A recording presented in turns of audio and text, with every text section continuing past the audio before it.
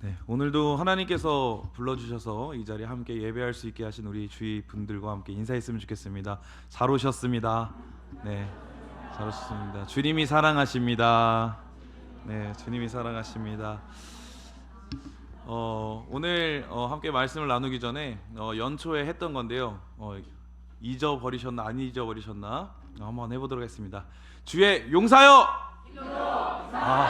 네. 저만 어제 다시 마음속에 크게 새겼나봐요. 다들 안 까먹고 계시네요. 네. 2023년도도 이제 두 달이 지나가고 이제 3월 달이 되었습니다. 제가 이런 말을 하면 참 이렇게 건방진 시간인 것 같아요. 이거를 한 3부 때 이야기해야 좀 맞는 것 같은데 시간이 정말 참 빨리 갑니다. 죄송합니다. 제가 말하면서도 너무 이게 1부 때 이게 맞나 싶기도 하고 죄송합니다. 네, 시간이 참 금방 간 것 같아요. 네, 네, 주여, 네, 감사합니다. 제가 이게 맞나 싶기도 하고 가슴이 떨리네요. 네, 시간이 참 빨리 가요. 그런데 우리 성도님들 두 달이라는 시간이 진짜 눈 깜짝할 사이에 지나갔습니다. 그런데 우리가 외쳤던 것처럼 주의 용사여 기도로 비상하라라고 했는데 우리 성도님들의 삶 가운데 얼마나 주의 용사로서 주의 자녀로서 비상하고 계십니까? 지금 한 어느 정도 올라가셨어요? 여전히 뭐 지하 2층에 계신 분도 계시고 뭐 주상 복합 뭐 건물로 올라가신 분도 계실 것 같아요. 어디까지 비상하셨어요? 이렇게 시간이 지나갔는데 우리가 하나님이 주신 비전을 가지고 어디까지 비상하고 또 그 말씀을 내 것으로 받아들였는지에 대한 질문은 여전히 우리의 삶 속에 남아있는 것을 볼 수 있습니다. 그리고 새해를 시작하면서 한번 내가 도전해 보겠노라 작정하고 결심하고 하나님이 내게 또 다른 은혜로 나를 채워주시겠지 기대하는 마음으로 시작했다가 두 달밖에 안 됐지만 넘어지고 좌절하고 또 그것에서 다시 한 번 더 실패의 맛을 경험하신 분도 있으리라 생각됩니다. 그런데 그 실패의 자리에서 어떻게 생각하고 계세요? 두 달밖에 안 지났지만 이번 2023년은 내가 비상하기는 물 건너갔구나. 난 여기까지인가 보다. 우리가 매번 다이어트는 내일부터라고 하는 것처럼 2023년도 비상하려고 했으나 여전히 나는 연약해서 넘어지고 쓰러져서 이번 연도도 아직 많이 남았는데 그럼에도 불구하고 나는 이번 연도도 물 건너갔구나 좌절하고 계시지는 않습니까? 그러면 여기서 다시 한 번 더 새로운 질문으로 우리 성도님들과 나눠볼게요. 이렇게 묻고 싶습니다. 사랑하는 우리 바이샘 성도님들, 주의 용사로서 주의 자녀로서 비상하고 싶으십니까? 인생이 변화되고 싶으십니까? 제가 이번에 구루터기 청소년 캠프의 디렉터로 참여를 했습니다. 프로그램을 만들고 아이들과 가서 그 프로그램을 진행하고 아이들이 어떤 불편함과 문제가 있는지 또 영적으로 고민하고 기도하면서 그 세대를 어떻게 하나님 앞에 세울 수 있을지에 대한 고민을 함께 나누고 하나님께 올려드리고 왔습니다. 그런데요, 거기서 보게 하시는 게 있었어요. 뭐냐면 우리가 보는 죽어있는 영혼도요, 하나님께서 생기를 불어넣으시면 활어가 되더라고요. 네. 제가 학교 사역을 찾아갔었어요. 이제 김태용 목사님과 함께 좀 학교를 찾아갔는데 은혜중학교 고등학교를 들어갔는데 그 친구들이 말씀 시간만 되면 죽어 있는 사람과 별반 다름 없었어요. 네. 이제 앞에서 분명히 이제 말씀이 선포되고 있음에도 불구하고 이쪽 그룹은 이쪽 그룹대로 마치 여기 앞에 아무도 없는 것처럼 떠들고 있고 이쪽은 눈은 뜨고 있으나 영혼이 있는지 좀 약간 의심이 되는 표정과 입은 살짝 벌어져 있고 얘네가 지금 괜찮은가 싶은 생각을 가지고 있는 친구 한 부리들 이렇게 있었어요. 그런데요, 이번에 캠프를 갔는데 하나님이 주의 자녀들을 비상케 하시는데요, 거기서 생명을 보게 하십니다. 죽어 있는 것 같았어요. 저들이 아픈 건 아닌가? 영혼은 있는 것인가? 저들이 말씀을 들을 귀는 있는 것인가? 저들이 하나님 앞에 서고 싶은, 하나님 앞에 나아가고 싶은 바램은 있는 것인가? 고민했어요. 그런데요, 하나님이 주의 자녀들을 놓지 않고 비상케 하시더라고요. 사랑하는 성도 여러분, 우리가 비상하길 원해요. 하나님과 날아오르길 원합니다. 그런데요, 하나님께서도 하나님의 자녀들을 날아오르게 하시기를 원하신다는 것을 기억하는 우리 모두가 되기를 축원합니다. 하나님께서도요, 이 세대 가운데 마음을 접지 않으셨더라고요. 복음화율이 선교지와 같다는 청소년들 가운데서도요, 하나님 그 마음 접지 않으셨더라고요. 하나님을 바라는지, 하나님이 살아계심이 중요한지 전혀 관심 없어 보이는 그 세대도요, 하나님께서 끝까지 포기하지 않으셨더라고요. 그렇다면 여기서 우리는 알 수 있는 게 있습니다. 바이샘 교회에서 하나님의 이름으로 모이게 하시고 예배케 한 우리 가운데는 하나님이 얼마나 그 마음이 더 크실까요? 하나님의 자녀들로 하여금 날아오르게 하고 싶고, 이 인생들을 붙잡아서 하나님의 인생으로 만들고 싶은 하나님의 마음이 얼마나 크고 놀라울지 생각해 보셨습니까? 그 마음을 안다면 일어나셔야 해요. 2달밖에 안 지난 2023년을 포기하지 마시고요, 다시 한 번 더 비상하셔야 합니다. 다시 한 번 더 일어나셔야 합니다. 이번에 이 시간들을 통해서 하나님의 비상에 대해서, 하나님의 자녀에 대한 비상에 대해서 고민하게 됐어요. 그런데 하나님이 하나님의 자녀를 비상하게 하실 때 2가지 비상을 주시더라고요. 2가지 비상을 주시더라고요. 우리가 어떻게 생각해요? 비상한다 그러면 자유롭게 딱 하늘에서 멋진 날개를 펴고 탁 누리는 것, 그것만 생각해요. 그런데 하나님의 그 비상을 주시는 상황과 환경을 봤더니 2가지를 주세요. 그 첫 번째가 뭔지 우리가 한번 함께 보았으면 좋겠습니다. 우리 한번 1번 한번 읽어보겠습니다. 시작. 하나님 앞에 선포하는 비상.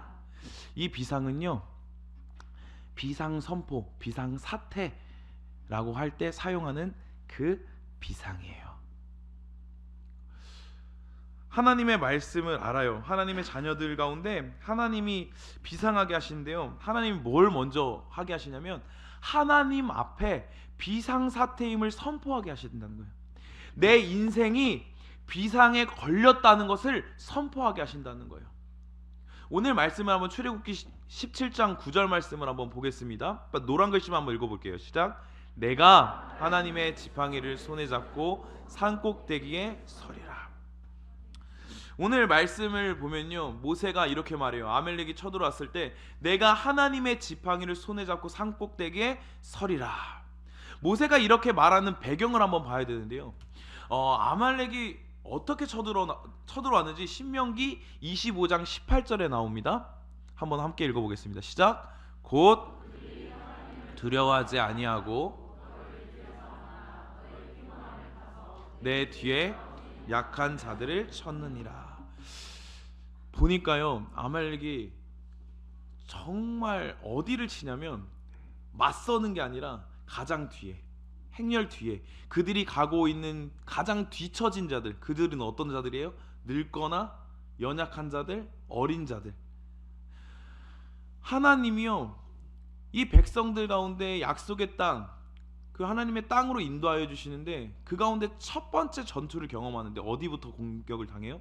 가장 약한 곳. 그뿐만 아닙니다. 이들이 지금 이 첫 전투에 앞서서 이들의 영적 상태가 어떠했는지 아세요? 준비가 됐을까요? 전투할 준비가 있었을까요? 아니에요. 17장 1절부터 보면 이들이 르비딤에서 갈증을 느껴요. 마실 물을 찾지 못해요. 마라의 쓴물을 변화시키셔서 먹이시고 마시게 하셨음에도 불구하고 다시 한번 더 르비딤에서 갈증이 찾아왔을 때 이들이 어떻게 하냐면 그곳에서 주님을 시험합니다. 계신가 안 계신가 시험해요.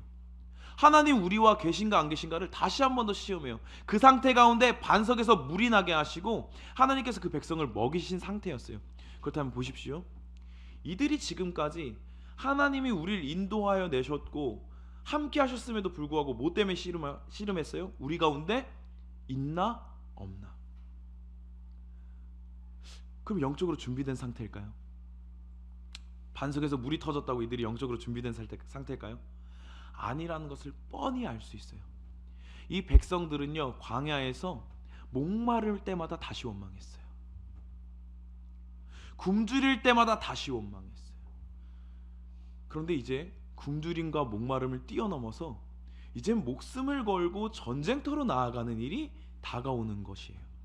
그렇다면 이들의 영적인 상태가 싸울 수 있을 만 견고한 상태였을까요? 그렇지 않다라는 것을 우리는 너무나도 잘 알 수 있어요. 그런데요, 하나님께서는요, 그렇다면 왜 이 시간을 허락하실까? 우리는 이 말씀을 너무나 잘 알고 있기 때문에 아말렉과 전투에서 누가 승리한다는 것을 알 수 있어요. 모세와 이스라엘 백성이 승리한다는 것을 알 수 있어요. 그것을 기억하면서 이 상황을 다시 한 번 더 조명해서 보았을 때 기억해 보십시오. 하나님께서는 승리, 이 백성들의 비상을 하기 전에 왜 준비도 안 되고 경험도 없는 자리에 밀어 넣으실까? 그런데 이 방법이 성경에 너무나도 많이 나온다라는 거예요. 사울이요, 열심을 가진 자였어요. 권세가 있는 자였어요. 똑똑한 자였어요. 자신이 믿고 있는 하나님, 그 하나님을 섬기는 일에 예수 그리스도를 믿는 자들을 감옥에 가두고 쫓고 핍박하는 자였어요. 그런데 하나님이 이 사울을 하나님의 사도로 부르기 위해서 어떻게 하십니까? 눈이 멀게 하시는 거예요. 와서 상황과 환경을 바꾸시는 게 아니라 눈 멀게 하시는 거예요. 했던 수고와 노력들이 아무것도 아니고 내가 아무것도 할 수 없는 상태에 들어가게 만드신다라는 거예요. 그리고 진정 목숨을 다해 예수 그리스도를 전하는 사도가 되는 거예요. 우리가 생각할 때요, 비상이라고 하면요, 하늘 높이 날아서 누리는 것만 생각해요. 그런데요, 비상을 정확하게 봤더니, 말씀을 보았더니요, 하나님께서 그 비상 가운데 이 상황과 환경도 포함시켜 놓으셨다는 거예요. 경험도 없어요, 능력도 없어요, 힘도 없어요. 그런데 그 자리로 밀어넣는 이 순간까지도 주의 자녀들의 비상의 시간 가운데 속해 있다라는 거예요. 믿으십니까? 믿으십니까? 우리가 기억해야 돼요. 하나님의 비상을 바랄 때 우리는 승리만 바라봐요. 누리는 것만 생각해요. 그런데 하나님께서는요, 이 비상 가운데 숨겨 놓으셨어요. 어떤 시간을요? 아무것도 아닌 게 되는 시간. 절망할 수밖에 없는 시간. 다시 한 번 더 흔들릴 수밖에 없는 시간을 허락해 하셨다는 것을 우리는 볼 수가 있습니다. 사랑하는 성도 여러분, 지금 종합적으로 봤을 때 답이 없어요. 답이 없어요. 그럼에도 불구하고 하나님이 이 시간을 허락하셨을 때 모세는 어떻게 하나요? 하나님의 지팡이를 손에 잡고 산 꼭대기에 선다고 말을 하고 있어요. 그럼 모세가 이 산 꼭대기에서 할 수 있는 고백은 무엇이었을까요?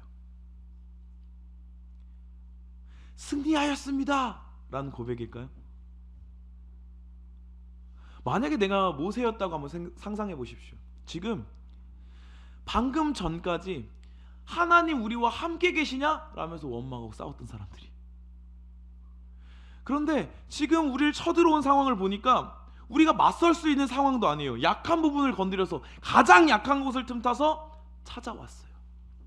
그럼 모세가 무엇을 고백할 수 있을까요? 이겼다 고백할 수 있으시겠어요?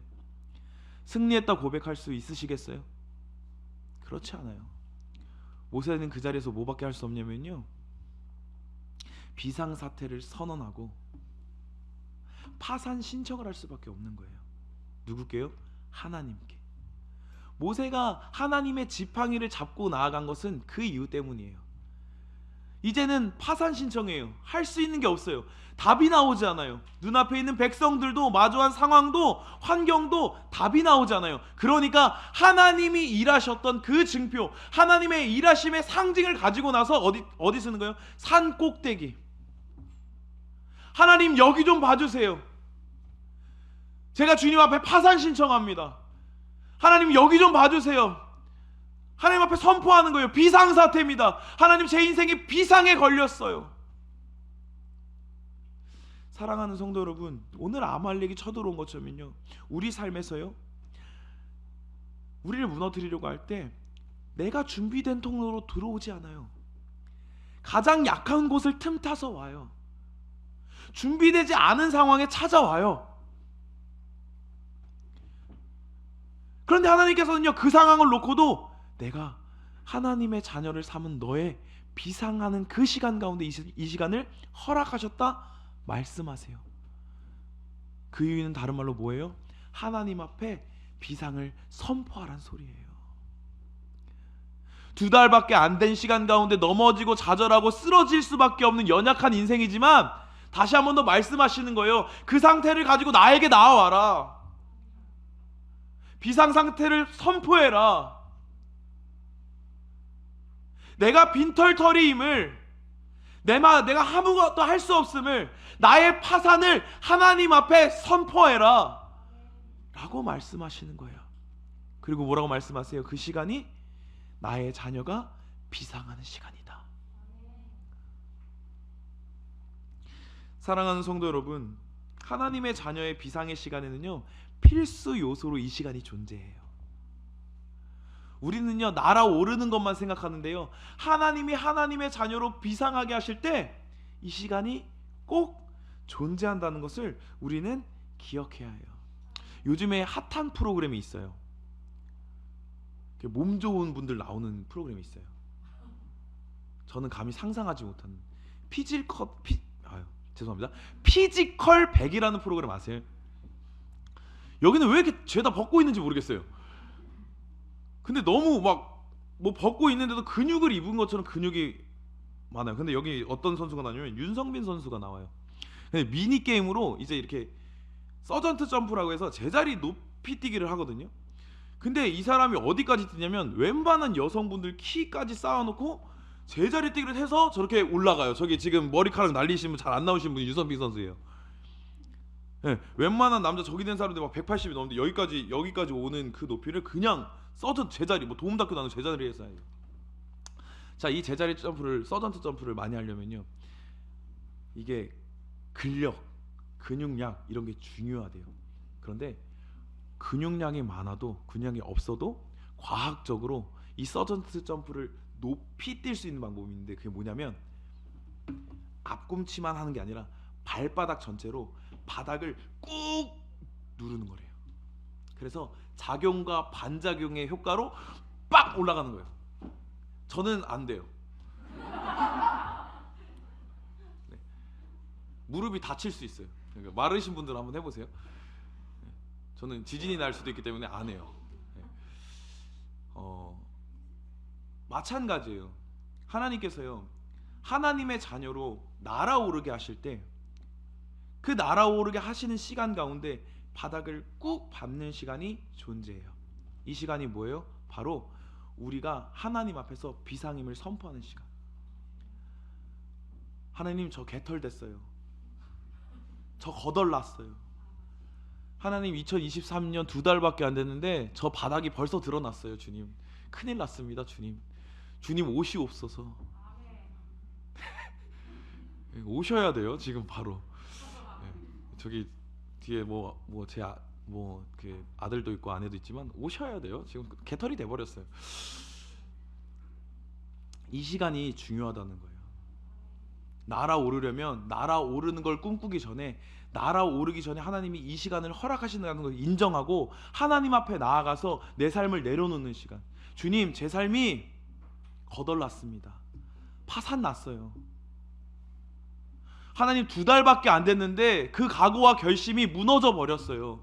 2달밖에 안 됐는데 여전히 내 부족함이 드러났고 여전히 멈춰 있어서 다시 한 번 더 부정적인 말로, 주님, 이번 연도는 글렀습니다. 2024년에는 열심히 할게요. 우리가 살아가는 시간 가운데 타협하고 부끄러움 가운데 하나님 앞에 나아가지 못하고, 하나님은 그 시간까지도 하나님의 자녀의 비상하는 시간이라고 말씀하시면서 내 앞에서 파산을 선포해라, 비상임을 선포해라 말씀하시는데 우리는 어떻게 해요? 하나님, 망했어요. 그 시간도 하나님의 시간으로 인정하지 않는 삶을 살아가고 있는 겁니다. 사랑하는 성도 여러분, 그렇다면 우리가 하나님 앞에 이렇게 부끄러울 수 있고 연약할 수 있고 넘어지는 삶을 살 수 있다는 것을 인정해요. 그런데 그 인정하는 삶 가운데 우리가 좌절과 실패를 고백하고 원망하고 다시 한 번 더 내 삶은 망했어 라고 그렇게 엎드려져 있을 때가 아니에요. 이때 기억해야 되는 한 가지가 있어요.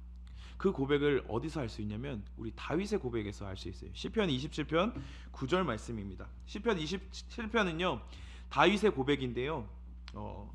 다윗 하면 어떤 게 떠오르세요? 저는 이렇게 생각해요. 하나님과 함께 가장 비상한 사람, 가족도 외면하고 있는지도 모르는, 가족이 그 막내 아들이 있는지도 모르는 그 상황, 하나님이 왕으로 삼으셨다고 기름 부어주셨는데 언제 왕으로 세우실지 모르는 그 상황, 심지어 목숨의 위협을 받는 그 상황, 그럼에도 불구하고 하나님과 함께 날아올라서 결국 하나님의 인생을 사는 사람, 하나님께 귀하게 쓰임받는 사람, 그 사람의 표본이 다윗이라고 생각해요. 그런데요 다윗이요 하나님 앞에서 이렇게 비상하는 인생이었는데요, 이 다윗의 인생을 가만히 들여다보면 이 다윗의 영광과 이 다윗이 가지고 있는 것들을 노리는 사람들이 존재한다라는 거예요. 그래서 이 인생을 다른 시야로 보면요 어떤 인생이었냐면 숱한 갈등을 가진 인생이라고 볼 수도 있어요. 그런 그가 시편 27편에서 그 정적들과 극한 갈등과 위기에 직면했을 때 하는 말씀이 바로 9절의 고백입니다. 우리 노란 글씨 한번 읽어보겠습니다. 시작. 나의 구원에 아멘. 다윗이 하는 고백이 뭐예요? 하나님 원망하거나 정적들이 지금 나를 죽이려 하고 정적들이 나를 휘몰아치는 그 인생 가운데 고백하는 거 뭐예요? 주님 나를 놓지 마옵소서. 주님 나를 떠나지 마세요. 다윗은 알았던 거예요. 그 인생 가운데 비상을 배웠어요. 내가 지금 이렇게 정적들 가운데 고통당하고 내가 인생 가운데 이렇게 풍파를 만난 거 하나님의 비상의 시간이다. 그러니까 뭘 붙잡는 거예요? 단 한 가지, 주님 나를 떠나지 마옵소서. 정적들이 나를 괴롭히고 세상이 나를 짓눌러도 주님 떠나지 마옵소서. 이 시간이 주와 함께 비상하는 시간입니다. 아멘. 우리 바이섬 성도님들도 이 고백이 있었으면 좋겠어요. 넘어지고 쓰러질 수 있어요. 다윗과 같이 정적들이 세상이 나를 향해 손가락질하고 무너뜨리고 나의 모든 것을 가져가서 아무것도 아닌 인생을 들여다보게 할 수 있어요. 그런데 기억하십시오. 이때 주님만 떠나지 않으시면 됩니다. 주님만 나와 함께 계시면 돼요. 이 고백이 우리 가운데 기억돼야 합니다. 하나님밖에 없습니다. 주님 떠나지 마옵소서 라는 이 고백만은 우리의 인생 가운데 살아있어야 하는 거예요. 하나님이 살리시는 그 비상의 시간 가운데 깊고 우울한 가운데 넣으실 때 이 고백만은 기억하십시오. 주님밖에 없습니다. 떠나지 마시옵소서. 이 고백을 다시 한 번 더 주 앞에 드리는 우리가 되기를 축원합니다. 우리가 하나님의 비상 앞에서 하나님이 이 시간을 통해서 견고케 하시는 고백이 바로 이 고백이에요. 하나님만이 하십니다. 하나님만이 하실 수 있습니다. 우리 이 시간 우리가 한 번 더 고백했어요. 하나님, 우리의 인생이 하나님 앞에 비상하길 원합니다. 그러면 이 고백의 믿음과 신앙이 회복돼야 해요. 지금 우리의 삶이 우리의 모습을 뒤돌아볼 때에 부족하고 연약하고 깊은 침체와 어려움에 빠져 있다면, 그리고 그 가운데 다시 한 번 더 비상을 꿈꾸지 못하는 마음이 우리를 찾아오고 우리를 덮고 있다면 다시 한 번 더 이 믿음 앞에 서십시오. 하나님만이 하실 수 있습니다. 주님만이 하실 수 있습니다. 다시 한 번 더 이 고백과 신앙의 회복을 꿈꾸는 우리 바이샘 성도 여러분이 되기를 주님의 이름으로 축원합니다. 두 가지, 이제 한 가지의 비상에 대해서 배웠어요. 하나님께 선포하는 비상, 주님 제가 비상에 걸렸습니다 라는 고백. 그리고 두 번째, 하나님께서 주시는 비상은요 바로 우리가 생각하는 그 비상이에요. 우리 한번 2번 함께 읽어보겠습니다. 하나님으로 날아오르는 비상. 이것은 우리가 말하는 그 비상이 맞아요. 하나님과 함께 날아올라서 하나님이 주시는 힘으로 하나님과 함께 거니는 삶. 그런데요, 우리가 이 삶을 볼 때에 놓치는 포인트들이 너무나 많더라고요. 하나님과 함께 비상하는 삶을 살아가면서 하나님이 비상하게 하시는 그 하나님의 자녀로 살아가면서 우리가 놓치는 포인트가 있어요. 그래서 오늘은요, 이 하나님과 함께 날아오르는 비상 가운데 우리가 주목해야 되고 놓치지 말아야 되는 포인트에 대해서 한번 짚고 넘어갔으면 좋겠는데요. 첫 번째 포인트가 바로 이겁니다. 우리 한번 노란색 글씨를 함께 읽어보겠습니다. 여호와 니시의 방점은, 자, 출애굽기 17장 14절부터 15절 말씀도 우리 한번 함께 읽어보겠습니다. 시작.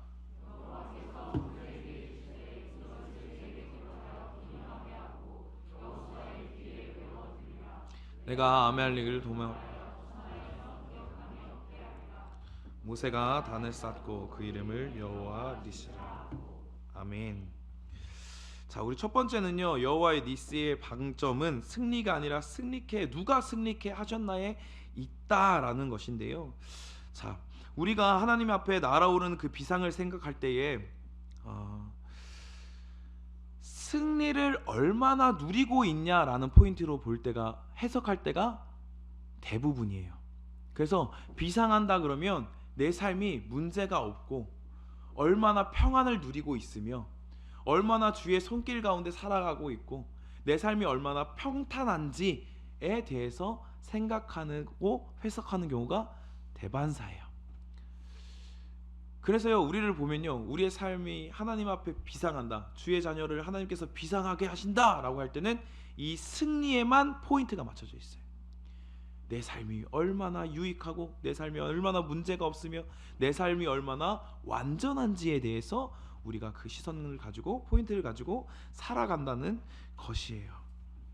그런데 우리가 놓치고 있는 포인트가 바로 이 여호와 니시의 방점은 승리가 아니라 누가 승리케 하셨냐라는 것에 하나님께서는 포인트를 두신다라는 거예요. 우리나라가 올림픽을 즐기지 못하는 이유가 있습니다. 뭘까요? 1등주의. 저 사람이 어떻게 노력하고 어떤 사람인지가 중요하지 않고요, 야, 금메달 땄대 못 땄대, 야, 금메달이래, 뭐래. 관심 있는 것은요, 금메달밖에 없어요. 그런데 올림픽을 지나면요, 금메달 몇 개인 것은 금방 잊혀져요. 그런데 잊혀지지 않는 스토리가 있어요. 그게 뭘까요? 그 기억하시는지 모르겠습니다. 리우 올림픽 때 펜싱을 하는 박상영 선수 혹시 아세요? 이름을 모르실 거예요. 근데 이걸 보면 아실 수 있어요. 할 수 있다, 할 수 있다. 이건 아시죠? 리우 올림픽 금메달 몇 개인지 아시는 분? 할 수 있다, 할 수 있다. 아시는 분? 네, 끄덕이시죠? 우리를 울리는 건요, 우리의 삶을 울리는 건요, 얼마나 승리했냐가 아니라요, 어떤 스토리를 가지고 있느냐. 우리의 인생의 가치가 되는 것은요, 금이 몇 개인지가 아니라 어떤 스토리를 가지고 있느냐가 감동이고 기쁨인 거예요. 그런데 우리는요, 여전히 그걸 알고 있으면서 어떻게 해요? 내가 금을 몇 개 가지고 있느냐가 중요해요. 내가 어떤 스토리로 어떤 마음과 어떤 그 인생을 가지고 있는지는 들여다보지 않아요. 그러니까 하나님과 비상하는 순간에도 뭘 생각하는 거예요? 내가 금메달이 몇 개 주어질까? 거기에 포인트를 맞추게 되는 거예요. 사랑하는 성도 여러분, 예를 한번 들어보겠습니다. 다윗이 왕이 돼서 비상한 인생이었습니까? 하나님의 자녀로 왕이 돼서 비상한 인생이었어요? 아니에요. 그의 인생을 돌보시고 놓지 않으시고 함께 하시는 하나님이 비상이었어요. 아멘? 아멘? 우리가 다시 한번 더 여기 이 포인트를 다시 한번 찾았으면 좋겠어요. 승리에 취해서 승리만 목매는 것이 아니라 우리 인생의 스토리를 회복했으면 좋겠어요. 우리 하나님의 자녀들의 스토리가 뭐예요? 하나님이잖아요. 하나님이잖아요. 하나님이 우리 인생의 스토리잖아요. 사랑하는 성도, 우리가 다시 한번 더 돌아갔으면 좋겠습니다.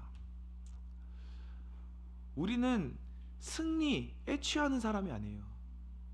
하나님에게 취하는 사람입니다. 아멘. 아멘. 그래서 여기서 방점을 두는 게 거기 있는 거예요. 여호와 니시, 여호와의 깃발, 하나님께서 승리한다는 것은요, 일회성으로 끝나지 않아요. 아말렉과의 전투에서 딱 일회성으로 끝나지 않아요. 지금 여기서 보면 여호와 니시를 고백하면서 책에 기록하고 그곳에서 단을 쌓고 드리는 것을 볼 수 있어요. 모세가 단을 쌓고 책에 기록하라고 하나님이 말씀하시는 이유는 뭘까요? 승리를 기억하라는 걸까요? 아니요, 하나님을 기억하라는 겁니다. 사랑하는 성도 여러분, 우리 인생에도 마찬가지예요. 하나님께서 하나님의 자녀로 비상하길 원하세요. 이 땅에 매여 사는 인생이 아니라 이 땅을 다스리고 이 땅을 정복하는 인생을 살길 원하세요. 그런데 그때에 하나님께서 뭘 보게 하시냐면 승리에 취한 것이 아니라 하나님에게 취하게 하신다는 겁니다. 하나님이 어떻게 일하셨는지를 알게 하신다는 거예요. 그렇기 때문에 우리가 2023년 비상했나? 2개월이 지났는데 내 인생은 더 비참해진 거 아닌가? 라는 그 순간 가운데 기억하십시오. 하나님께서는 승리에 취한 것이 아니라 하나님께 취하기 때문에 하나님이 얼마나 일하시고 하나님이 얼마나 높게 그리고 또 우리를 이끄시는지 알게 하신다는 겁니다. 하나님께 집중하게 하신다는 거예요. 거기에 포인트가 있어요. 우리가 비상을 꿈꾸는 것은요, 내가 승리할까가 아니라 내가 하나님과 함께하는 시간을 꿈꾸는 거예요.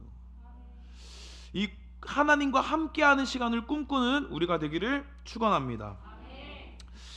그리고 두 번째는요, 바로 이겁니다. 우리 둘째도 한번 읽어보겠습니다. 시작. 비상, 다음 스텝을 위한 하나님과의 채움의 시간이다. 아멘.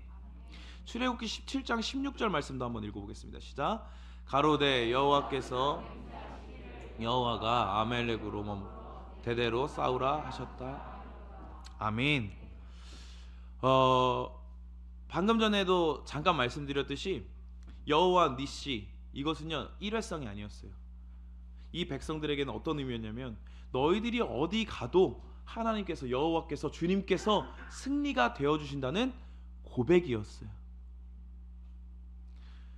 그렇다면 하나님께서는 왜 준비도 안 되고 연약했고 방금 전까지도 하나님을 의심했던 자들 가운데 이 첫 번째 전투를 하게 하시면서 아무 능력이 없는 자들로 승리를 주시면서 아무것도 없는 자들과 함께 비상하게 하시면서 무엇을 던져주시는가?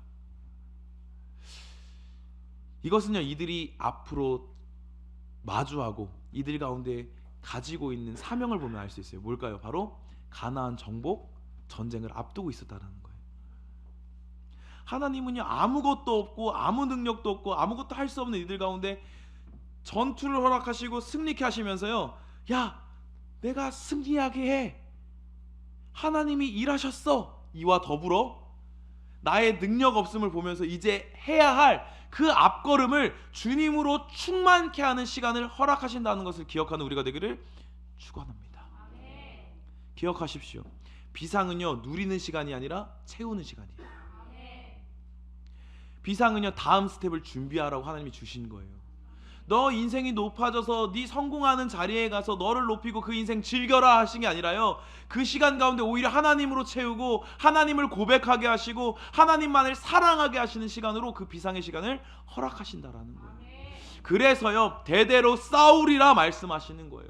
앞으로 그들이 가야 할 가나안 정복 전쟁 가운데 내가 함께 할 것이라고. 오늘 너희가 나와 함께 했던 이 승리의 비상은 앞으로 너희들이 갈 그 가나안 정복 전쟁 가운데 내가 함께할, 나로 채워야 할 증거임을 알려주시는 것입니다. 사랑하는 성도 여러분, 우리 2개월 동안 잘 달려오신 분들도 계실 거예요. 영적으로 정말 하나님 부어주신 분들도 너무 많은 것을 알고 있어요. 우리 바이샘교회를 사랑하여 주셔서 하나님이 이 땅 가운데 놓치지 않는 사랑으로 부어주시는 것을 볼 수 있어요. 그리고 우리가 목격해요. 고백하게 하세요. 그런데 기억하십시오. 그 자리에서 승리를 쟁취해서 승리를 누리게 하신 것이 아니라 그 자리에서 주님으로 채워서 다음 스텝을 준비하게 하시는 거예요. 근데 이 다음 스텝을 준비하지 않는 자들의 찾아오는 게 있어요. 뭘까요? 다시 한 번 더 영적 가난함에 빠지게 된다는 거예요. 이스라엘 백성이 그랬어요. 목마를 때 부르짖었어요. 먹을 것이 없을 때 부르짖었어요. 힘들고 어려울 때마다 부르짖었어요. 근데 그때마다 하나님 어떻게 하셨어요? 그들을 벌하시지도 않고 이유를 묻지도 않으시고 어떻게 하셨어요? 먹이시고 입히셨어요. 그런데 그 은혜가 언제까지 가던가요? 그 은혜는 다음번에 목마를 때까지만 가는 거예요. 다음번에 배고플 때까지만 가는 거예요. 뭘 준비 못하니까요. 하나님이 비상하게 하셨을 때 하나님이 걷게 하실 그 다음 스텝을 하나님과 함께 채우지 않았기 때문에, 그렇기 때문에 거기까지인 거예요. 다음 배고플 때까지, 다음 목마를 때까지. 사랑하는 성도 여러분, 하나님이 은혜를 주셔서 지금 은혜의 길을 걷고 계시잖아요. 그렇다면 기억하십시오. 그 자리에서 누리는 시간이 아닙니다. 누리라고 주신 시간이 아니에요. 더욱 채워야 되는 시간이에요.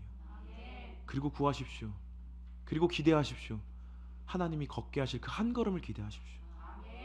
사모하십시오. 하나님께서 그 비상을 통해 날아가게 하실 것입니다. 우리가 흔히 비상이라고 생각할 때 독수리가 비상하는 걸 많이 생각해요. 독수리가 높이 올라가요. 그리고 그 하늘을 막 누리는 것 같이 막 이렇게 날아다니는 것을 볼 수 있어요. 그런데 독수리가 그 하늘을 누리기 위해서 거기 올라갔을까요? 누리려고 거기 갔을까요? 아니요. 그 독수리는요, 더 높은 곳에서 넓은 시야로 사냥감을 보는 거예요. 그리고 과감하게 내려가서 그 다음 스텝으로 사냥을 시작합니다. 우리도 마찬가지예요. 하나님이 비상하게 하실 때는요, 그 과감한 다음 스텝을 준비해야 돼요. 근데 이게 두렵지 않아요.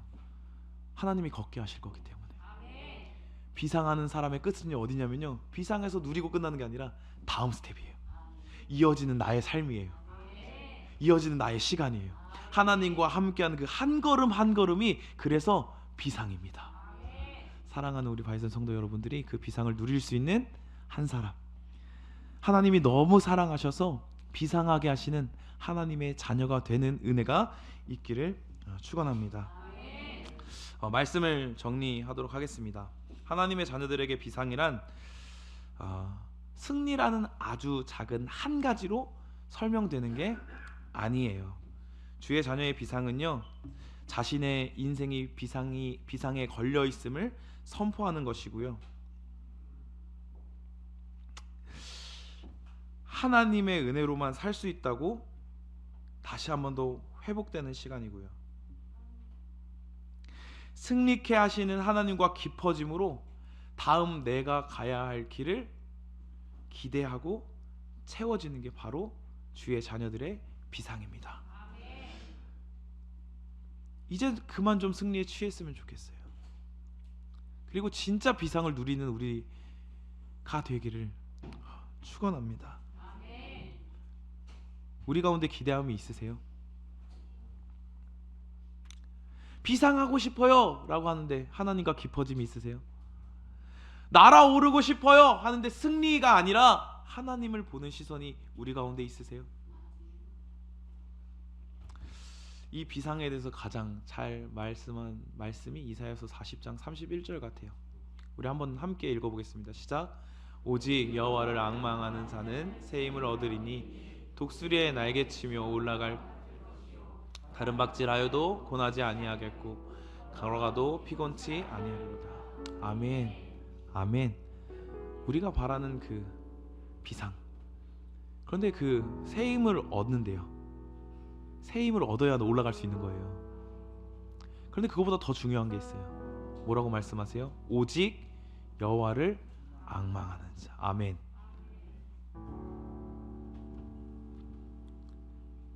비상을 꿈꾸려면요, 하나님을 사랑하세요. 비상하고 싶으면 하나님을 기대하세요.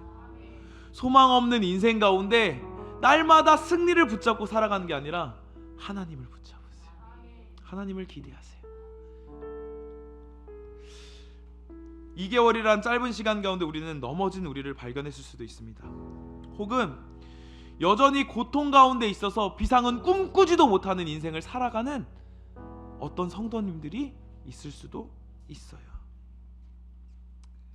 그런데 기억하셨으면 좋겠어요. 하나님은 하나님의 자녀가 비상하길 원하십니다. 하나님과 함께 날아오르길 원하세요. 세상 권세에 묶여서 눈물 흘리고 좌절하고 넘어지고 쓰러져 있는 것을 원치 않으세요. 오늘 이사야의 말씀은요, 바벨론의 포로로 잡혀갈 것을, 나라가 없어질 것을 말한 뒤에 하나님이 위로하시는 거예요.